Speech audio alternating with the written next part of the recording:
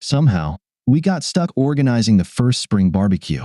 This is me, Ronald Wilson, aka Ham, but I'll tell you about that later. My wife Haley was very pleased with herself this 1st of April. We had been married for almost 3 years and bought our house right after the Christmas holidays.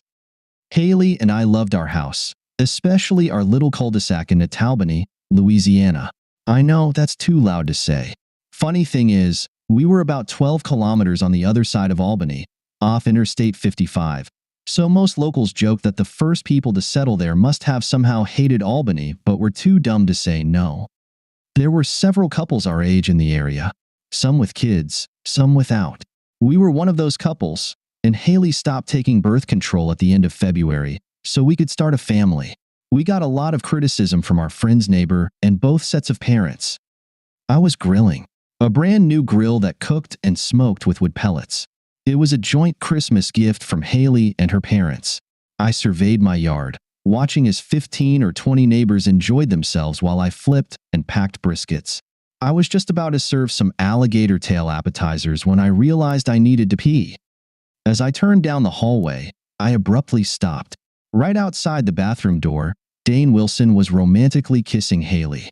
His hand was under her blouse, and I realized Haley wasn't wearing a bra for the occasion. Why was my wife kissing my friend? That was the only question I asked myself before springing into action.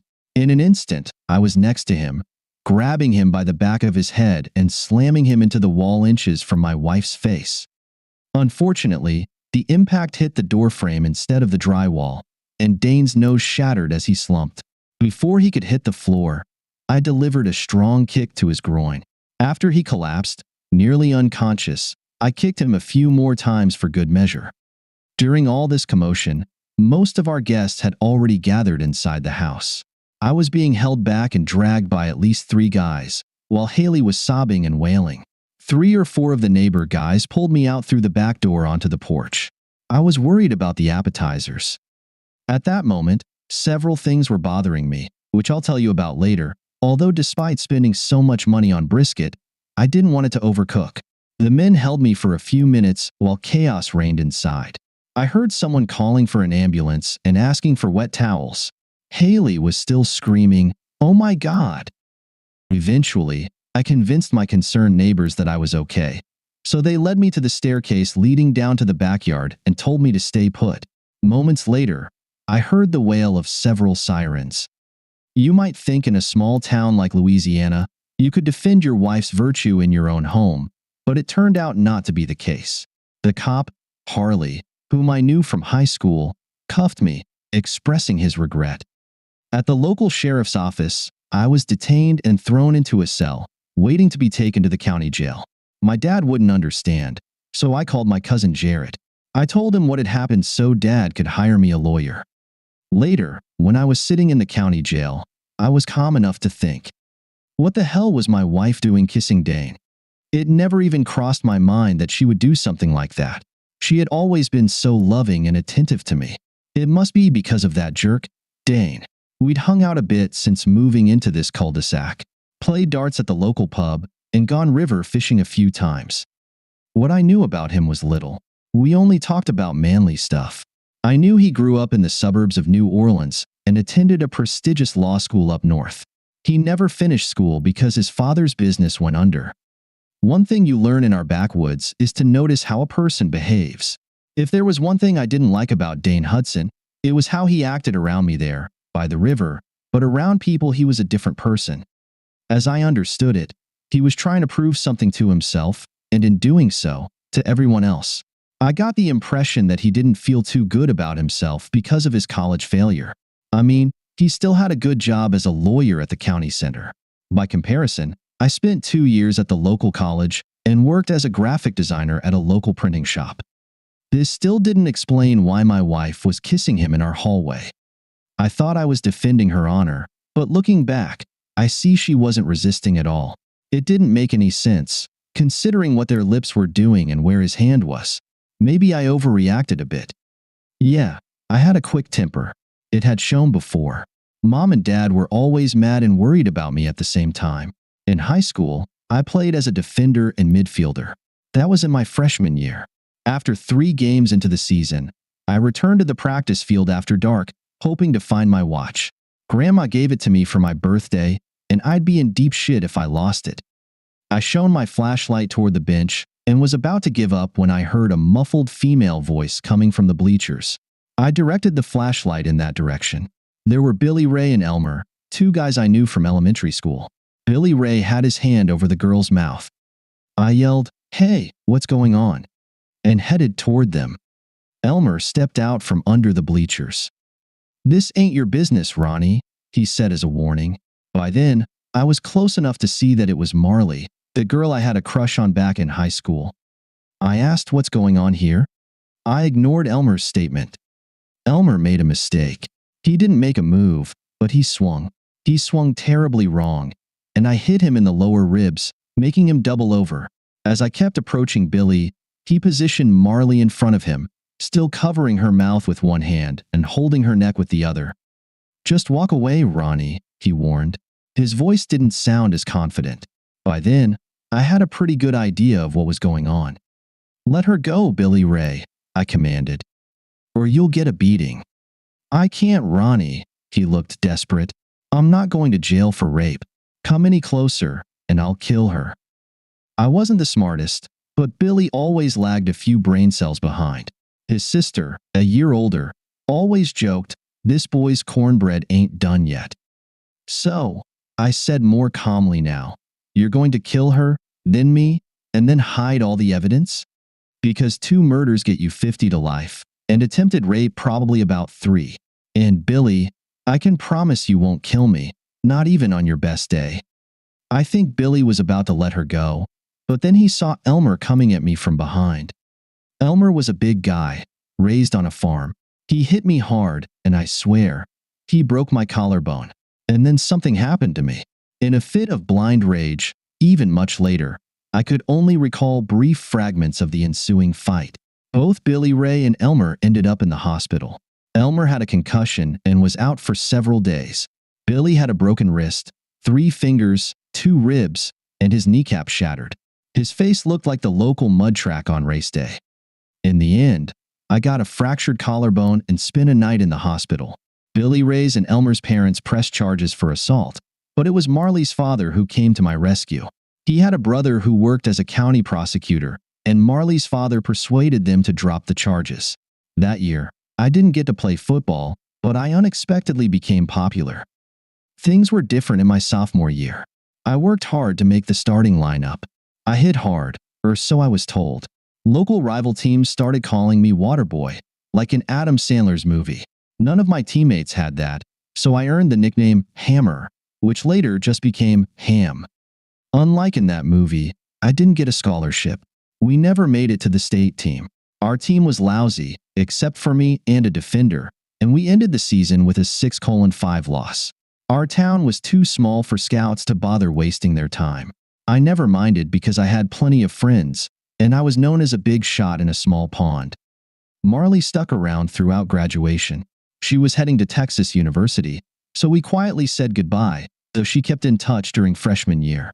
She was also the one who convinced me to enroll in the local college. I really liked that girl. My next altercation happened right after finishing the last semester before getting my bachelor's degree. It was a stupid bar fight, and I still wonder why I got into it instead of just running out the door. I didn't have any friends at the bar, and even though I knew a lot of the guys, I didn't engage in fights. I was drunk and flew into a rage when I got hit with a beer bottle on the head. However, luck was on my side again as the judge sorted out the instigators and released about 15 of us with a warning. The charges remained on our records. So, I sat and waited until morning to escape and talk to my wife. But that didn't happen. Dad couldn't find me a lawyer so quickly, or maybe didn't try very hard, but in the end, I hired a public defender. Judge Tabbs had a stern expression on his face as the prosecutor read out the charges and described Dane's injuries. I guess I went a little crazy. "Mr. Wilson," he addressed me, "I'm not inclined to grant bail in this case. It's presumed you'll attempt to flee." I turned to my lawyer and told him I could barely afford gas, let alone a plane ticket. I was detained and returned to the county jail. 3 hours later, I was taken to a room where my lawyer and Haley were sitting. He explained what would happen next and explained that Dad finally hired a lawyer for me, whom I would meet the next morning. He reiterated what I was charged with and instructed me not to say a word to anyone, not even my cellmate. Then he left me alone with my wife. "Oh, Ham," she exclaimed as he left the room. "I feel terrible about my role in this. I just feel awful." What she said didn't make any sense, so I just sat there and looked at her. It seemed like she finally realized it. "It was a joke, Ham," she whimpered. "A stupid April Fool's joke. Why did you have to hurt him so much? Funny how when you love someone so much and trust them, or maybe just funny how I am." She suddenly seemed overly dramatic to me, but acted no differently than usual. I couldn't decide if it was because I was so angry at her or something else, but it seemed like I saw through her. "A joke?" I asked skeptically. Why? "I'm so sorry, Ham." At least her voice sounded guilty. "He said it would be funny, and our joke would be a hit with the neighbors. He said everyone knew you were a big shot in high school. I was so proud of our home, of you at the barbecue, that I stupidly agreed. After what happened, I realized it was a stupid thing to do." "A stupid thing to do," I replied, "would be to act like you described. Except I saw you two kissing. It wasn't the first time." He put his hand on your bare chest. "April Fool's prank won't cut it, Haley." She studied my face for a few moments, trying to find anything that could confirm my words. She didn't see anything that could reassure her. "Why did you have to play the tough guy?" She changed direction. "You're in big trouble, Ham. He'll need surgery on his nose. He has broken ribs because you stomped on him. I heard from his brother that he lost both testicles and may have Peyronie's disease." "It takes two to tango," I smirked.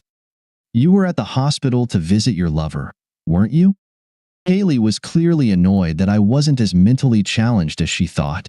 "We have serious problems." Her voice grew louder. "I decided to see if I could help you by reminding him that we both started all this with that stupid prank. He doesn't care. He wants blood. He said you'll go to prison, and he'll be waiting for you when you get out." "Great," I sighed. "Now I have to worry about some nut job coming after me. Make sure he knows my friends' list far exceeds his. Whatever happens to me, happens to him, threefold." "Stop spouting macho nonsense, Ham," she said to me. "We made a very big mistake, but you're facing prison time. I can't live like this. I've never seen you like this. I don't think I've ever seen anyone behave like this. Now I'm afraid of you." "It seems you're missing the obvious, Haley." I leaned my face closer to hers. "Who said I want to live with you? I'll let you stay in the house while I sort this out, but then you should make a plan of where you'll live." "This is my house too." She grew more bold. "Our names are on the documents. You're my husband, and so you better pull your head out of your ass, or you'll mess everything up." "Get the hell out," I growled softly. At first, she didn't move, then I reached out to her, and she flinched. Of course, my wrist was handcuffed to the chair. Haley stood up, looking at me with, I can't say I've ever seen such a look before. Was it despair or pity? She quietly knocked on the door, then turned around over her shoulder. "I'll be back in a few days, Ham, when you've calmed down enough." My soon-to-be ex-wife was suffering from hallucinations. Back then, I was sure he was hitting on her. She took it as an adventure. Now she was trying to kick my ass. Just begged 1 minute, then threatened and demanded the next. I wouldn't stand for it, even if it meant going to jail. Maybe I made a mistake marrying her, but damn if they both thought they could get rid of me so easily. A few hours later, I sat in the same chair, meeting with Jonathan Terney's, the lawyer my cousin hired. He was a big, tall guy with a bushy head of hair and an imposing presence. I liked his no-nonsense approach. "Mr. Hudson has serious injuries," he informed me. "If you're found guilty, you're looking at 3 to 5 years. If we can prove you were defending your wife and home, well, that's the best-case scenario. It'll depend on the judge we get. I think the best strategy is to put you in full defense mode. You saw a man attacking your wife. That means you weren't watching, just reacting." I had to agree with him. We discussed how to build the case around that defense and what I could expect in court if I didn't decide to plead guilty. There was no bail. I spent some time explaining that I wanted Mr. Tierney's to communicate with my cousin. I planned to transfer payments for the house to a separate bank account but not pay the mortgage. Haley wouldn't be able to afford it unless she asked her parents for help. I hoped to stay out of jail until the bank decided to foreclose, but I wasn't going to keep paying for my wife to live there with no money. This move would probably also push her to move somewhere else, maybe to her parents or to the eunuch. Work was a different story. Jared talked to one of my best work buddies, Darren McDonald. The printing shop was small and privately owned. Losing an employee wasn't good for business. If they couldn't meet deadlines, they'd lose clients.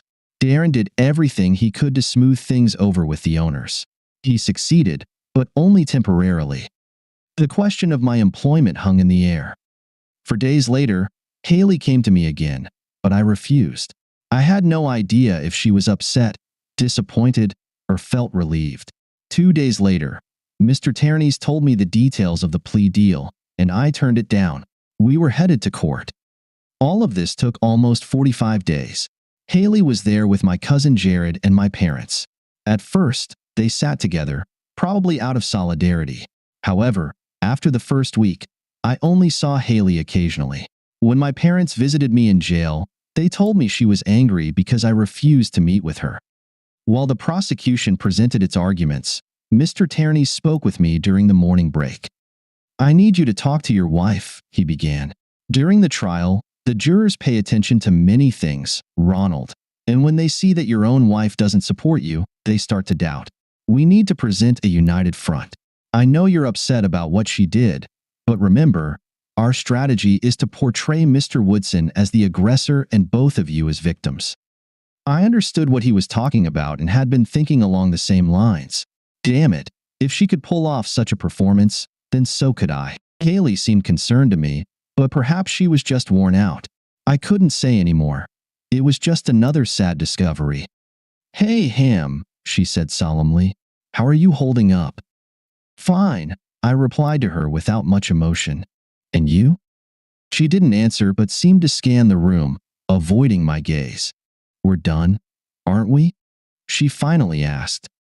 "Not sure," I shrugged. "We have a lot to figure out before I can answer that question.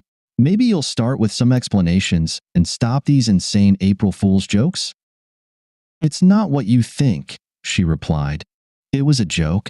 The problem is, I can't understand why I agreed to it in the first place. I know it looks ugly, how it must look, but I swear, it was just one instance. How can I make you believe me?"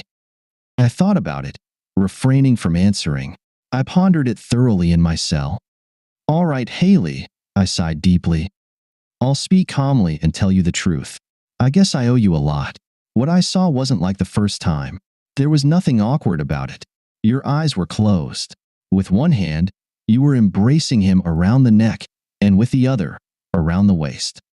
I saw him fondling your breasts without hesitation. You looked like old lovers.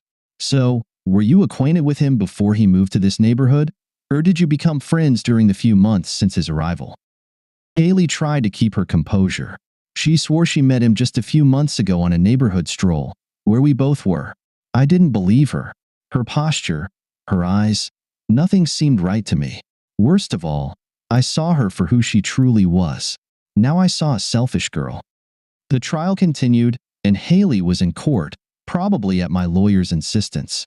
The biggest problem was that all our neighbors turned against me. Their testimonies contradicted our planned defense. I guess I couldn't blame them. They didn't want to live on the same street as a lunatic. I can't burden you with details because most of the time in court, I didn't pay much attention to it. Mr. Tierney's put on quite a show, narrating the timeline of events and how I reacted in split seconds. In the end, it wasn't enough. I was convicted. I'll never forget the expressions on my parents' faces. Even Haley was crying. 3 days later, I stood before the court to hear my sentence and whatever the judge wanted to say. "Mr. Wilson," he cleared his throat, "the jury, consisting of your neighbors, has found you guilty. Despite the incident occurring in your own home, excessive force was found to have been applied. I sincerely regret the cruel, so-called prank you committed, and I hope the time spent in prison serves as a lesson for reflection. I hope you learn to control your temper which has manifested in other instances, to become a productive member of society. I hereby sentence you to 1 year of imprisonment in the state penitentiary." He banged his gavel, and that was the end of it. During my first week in prison, I learned to control my temper. My cellmate took me under his wing. He was a lifelong inmate who had killed his wife and her lover in their marital bed, so I guess he felt some kinship with me. I underwent an accelerated course on when, how, and where to channel my restrained anger. The others soon realized that among all the fresh meat, I probably wasn't worth the effort. During the trial, I spent exactly 54 days in the county jail. Mr. Ternes told me it would be credited toward the end of the 1-year term. He gave me the opportunity to appeal, but given the circumstances and my financial situation, it was best to just serve my time. I had been there for almost 2 months when Haley finally visited me. I didn't expect to see her again, especially after she found out I wasn't paying for the house. I expected her to offer me a deal funded by her parents. What she came to say exceeded all my expectations. "There's no point beating around the bush," she began. "I'm pregnant." "We're having a baby." I think my inaction gave her the opportunity to continue. "Isn't it wonderful, darling? We're going to be parents, and you'll have plenty of time to bond with our baby." "Whose baby is it?" I asked with a vacant stare. She turned to look at me. "What the hell are you talking about?" She snapped back, switching to the offensive. "I just told you. I haven't slept with anyone, you bastard." "I'm not buying it," I stated coldly. Haley started crying fake tears. "What's wrong with you, him?" She screamed. "You're breaking my heart." I just sat there, staring at the empty wall. Finally, Haley got up and headed for the door. "I need you to find a way to pay for the house. We need shelter now more than ever. Please talk to your parents." Instead, I contacted my lawyer. When I told him what my supposedly loving wife had said, he shook his head. "Did she tell you how far along she is?" I didn't ask, and I didn't pay attention. "What do you want to do?" he asked grimly. "I want her to be examined as soon as possible. Give me the name of a divorce lawyer."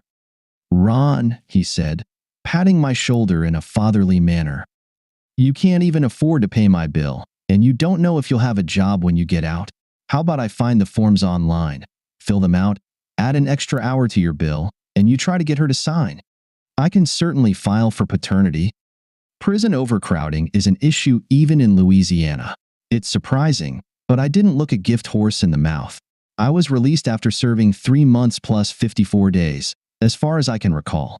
The only downside was having to wear an ankle bracelet for the first 2 months of probation. Getting released was sheer luck. The bank would have changed the locks on the house in 5 days. Haley pretended to be thrilled about my return home. As soon as I sent Haley out for pizza, I talked to my cousin. He told me that the money from my second account covers only about 90% of the total mortgage debt, minus interest. He'll have to pitch in if I want to keep the house. I quickly agreed. When Haley returned, we sat down and quietly ate. "We're going to lose the house." I feigned sadness about it. "I found out about it today." "I don't want to talk about anything tonight," she said with false hope. "We can deal with the consequences of this mess tomorrow. Tonight, after dinner, all I want is to make love with my husband. It's been too long." She was definitely full of surprises. I knew she had received the letter, and Ternes had warned her in advance that she would be served with paternity papers. "Haley," I looked at her as if I didn't even know her. "I know you received the notification. There won't be any sex until I see results confirming that it's my child." Haley stumbled and whimpered. She screamed that I was being cruel. She threw a fit, and it didn't go unnoticed. I began to understand what acting was, and it made me sick. Then I thought about my cellmate and his teachings. The chair flew out from behind me as I jumped up in anger. "Leave me alone." I clenched my fists. "When I see the results, we can talk about our future, but not before." Haley paled and headed to our bedroom, not even breaking eye contact with me. Later, I went to open the bedroom door, and she yelled out, "Sleep on the couch." The next day, after Haley left for work, or whatever she was doing at that time, I called the bank following my cousin who handled the payments. I wanted to find out the payoff amount. Then I found a realtor, Mrs. Alice Burns, who came to see me in the afternoon. No matter what a monster Haley had become, she still kept the house in perfect order. We would make a little more than what the house was worth, maybe $30,000 more, or slightly less, but I could pay Mr. Tierney's, so it suited me. I asked the realtor to put up the sign as soon as possible. Then I offered an additional percentage if she could sell it within 30 days. I already had a pretty clear idea of how the paternity test would go. She smiled and thanked me but declined the offer. She was good enough to sell it. Haley returned home from work late. I had a feeling the eunuch wasn't fully recovered yet, and I pondered. Haley came in and handed me an envelope with the test results. Even if she noticed the for sale sign, she probably thought the bank had put it up. "I hope you're happy," she grumbled.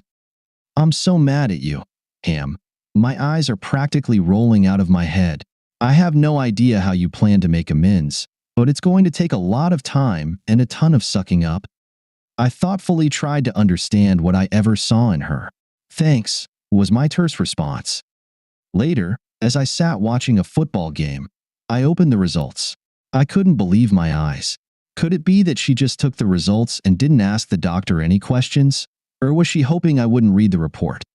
The results showed that the probability of me being the father was 2.03%.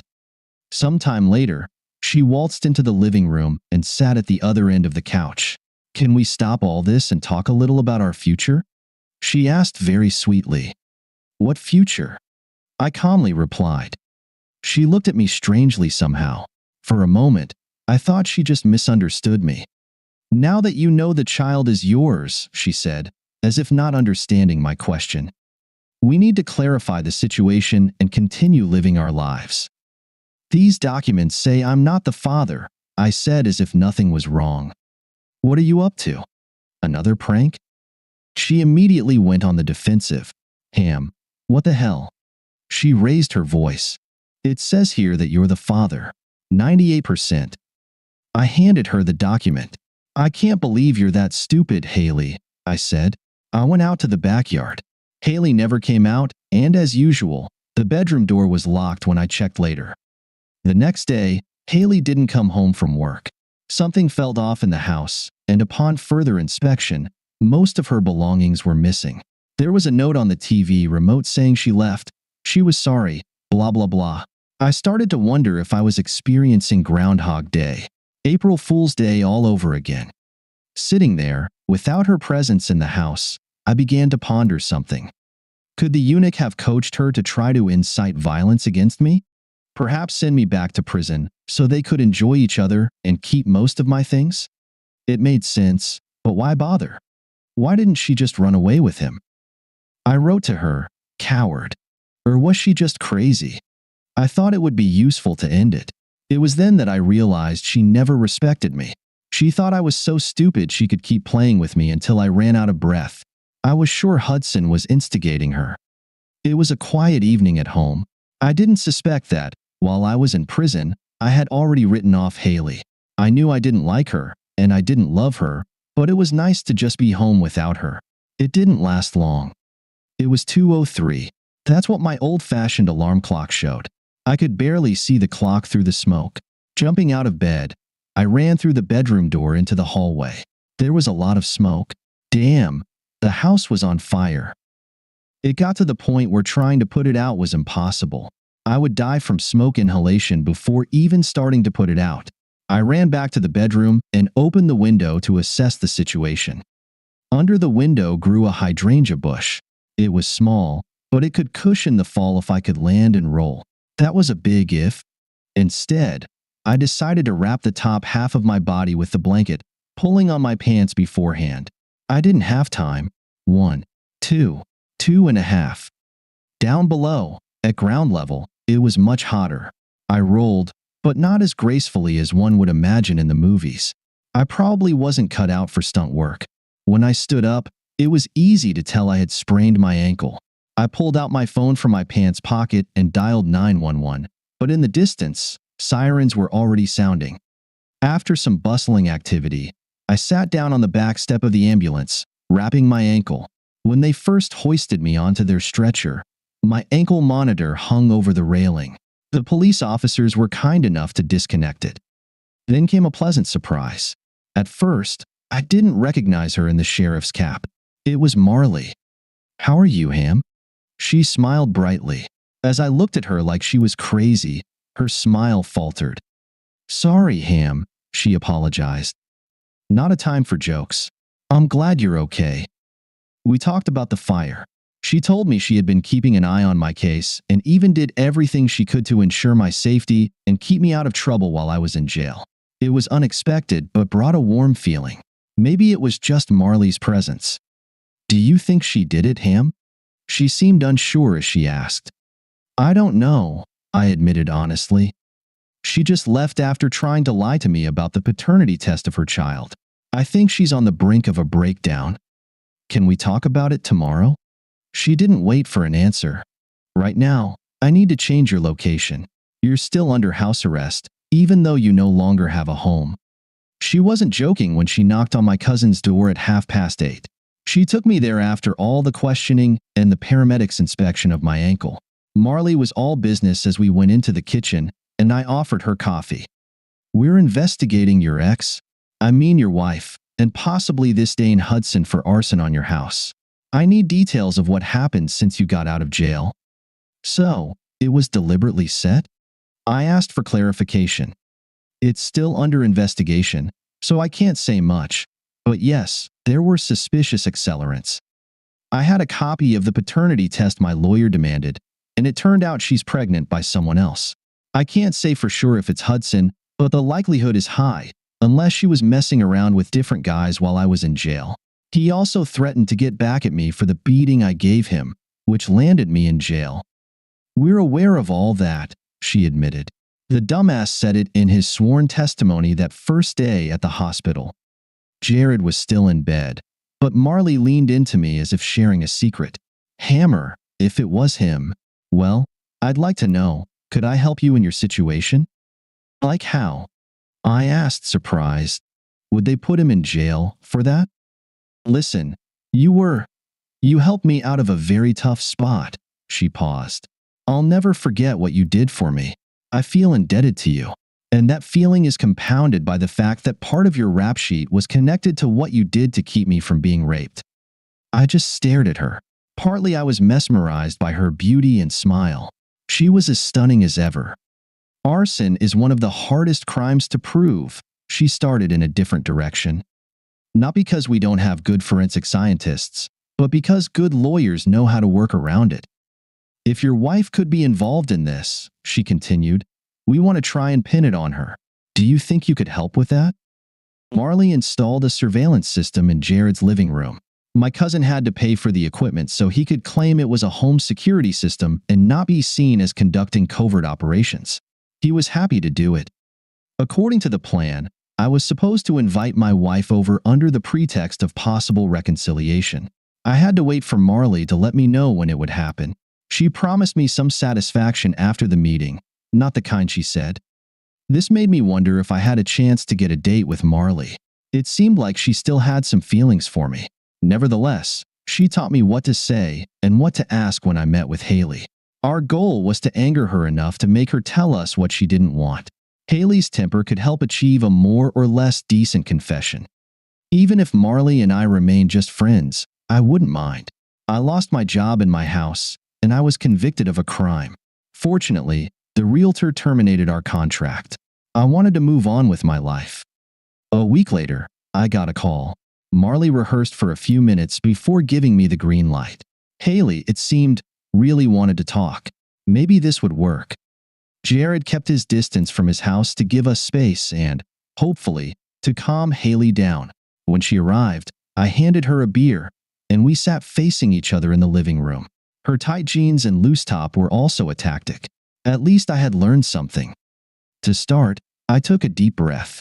Marley and I had discussed the strategy of appearing restrained, subdued, and ready to compromise. "How have you been, Haley?" I began. "Not great, Ham," she replied. "I miss you. I'm so sorry about the house. I know the bank was going to sell it anyway, but we had so many good memories there. I hope I have some good news, Ham. Maybe it will help me start remembering something new. She must be delusional, or she really thought I was that stupid. Just seeing her made me nauseous. Let's see, I said in a mournful tone. I think we need to be honest first. If I can't find a way to trust, then there's no point. She nodded hesitantly. I need to know, I asked slowly. How did it all start with him? Her gaze grew tense, and she suppressed a smile, relieved that I asked about her boyfriend and not about the fire. That's when I realized we had her in our hands. Okay, Ham, she replied. You're calm, right? You won't lose it? I assured her I was calm. He started flirting with me at the neighborhood party last month, she confessed, rubbing her hands on her knees, a clear sign of nervousness. It was also what she did when she lied. I flirted back, Ham, she admitted. I'm sorry. I was taken aback. He's handsome and made me feel good with his compliments. He came over a few times when you were at work. The third time was a week before we threw the party, and we had sex. Got it. I still played my part. Was it in our bed or somewhere else? Haley started to cry. She could barely stand, and we had essentially just begun. In our bed, she sobbed. I'm sorry. I know it's painful to realize. I don't know why I did it. She was good. I had to give her that. It was, to say the least, disheartening that what I was witnessing then, I had already seen in my assumptions. We did it again at his place, she continued, before the party. And at the party? I asked. Was it done to hint at it? Maybe, she shrugged. I don't know. He was there when I came out of the bathroom and kissed me out of nowhere. I told him to stop, that we could easily be caught. When he leaned in again, he said, just tell the caveman it's an April Fool's joke. So I did. And you decided that the best strategy was not to take your husband's side? I needed to focus on her feelings towards me and her subsequent actions. I didn't know what to do. Her voice finally sounded honest. I went crazy over him. Everyone looked at me with surprise, pity. I really came to see you, but you were so angry. I got scared. I didn't think he would follow through with his accusations. Then I visited him in the hospital, trying to persuade him to drop the charges, and found out the irreparable damage you had done to him. And then you found out you were pregnant, I stated. Why did you think I would agree to that? I was desperate, Ham. She cried even harder. Everything was falling apart.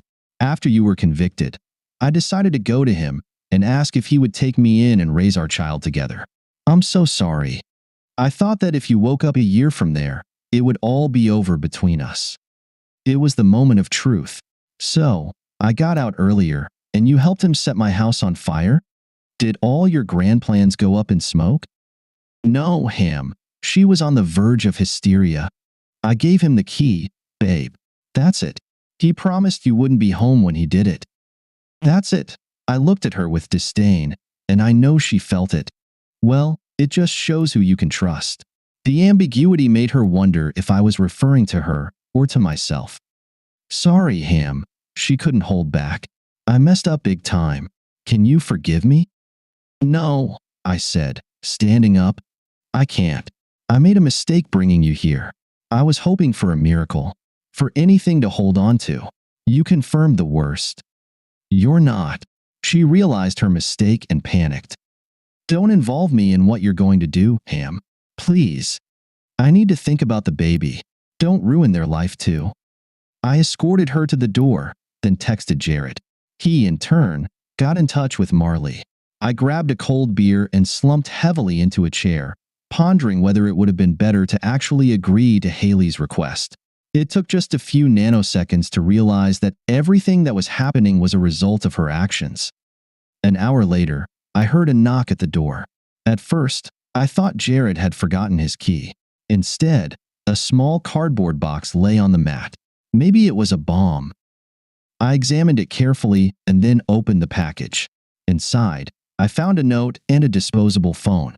The note read, "Watch the video, then destroy the phone, box, and note."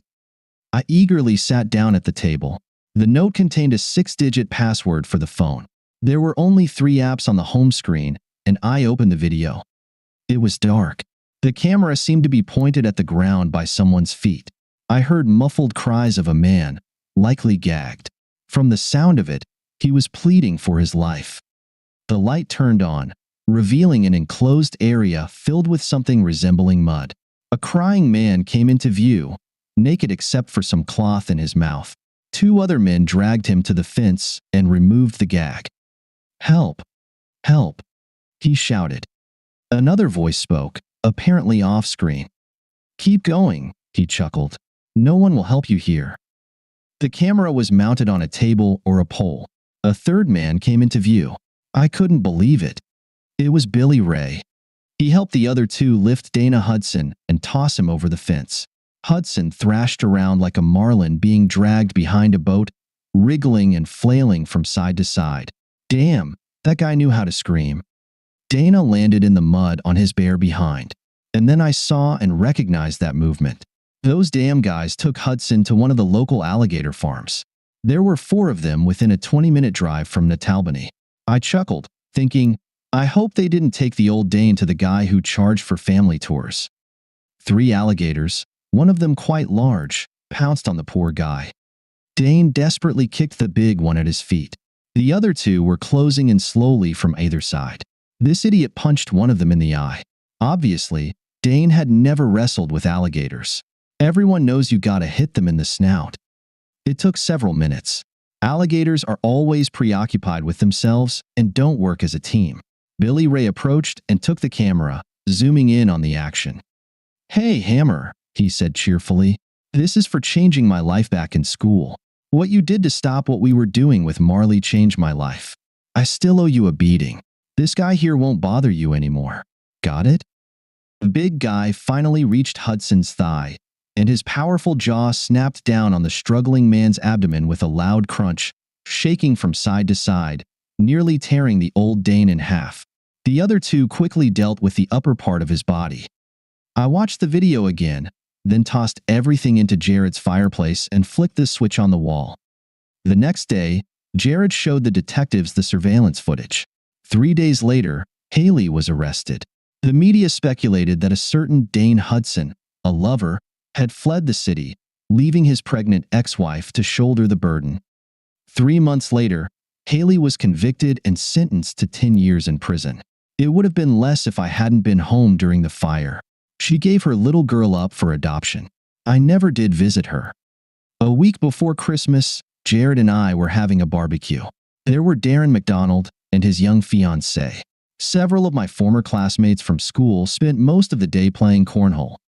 Mr. Ternes and his wife Julie stopped by briefly. I guess he did it because I was still making payments. Billy Ray was there too. He pulled me aside and explained what happened to him after I prevented him from making the worst mistake of his life. Let's just say he was grateful to serve. Poor Elmer died 5 years earlier when a crane collapsed on him while he was working on an oil rig. Later that night, Marley and I were lying in bed. Turns out, this lovely lady was just as interested in me getting healthy again as I was in her becoming my new girlfriend. Oh, sorry. Woman. After all, she's a cop. You know, baby, I said as she nestled her head against my chest. I feel like this is the first day of a new life, our new life.